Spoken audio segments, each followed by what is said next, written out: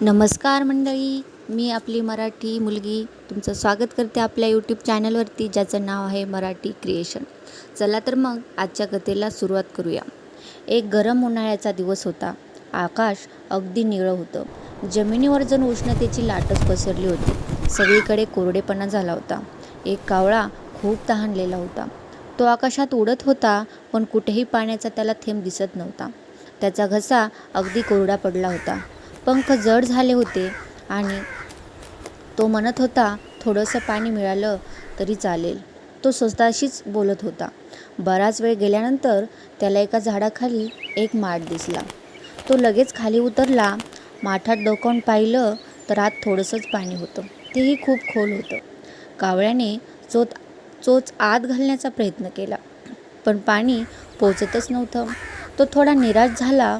क्षणभर त्याने विचार केला, आता मी काय करू?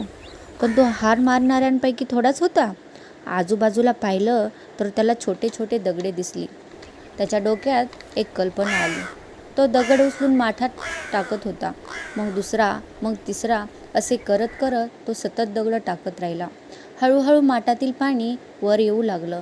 कावळ्याच्या डोळ्यात आशा चमकली. तो थांबला नाही, अजून दगड टाकत गेला. शेवटी पाणी इतकं वर आलं की त्याने सहज चोच घालून पाणी पिला. थंडगार पाणी पिऊन त्याची तहान भागली. त्याने आकाशाकडे पाहिलं आणि हलकंसं हसला.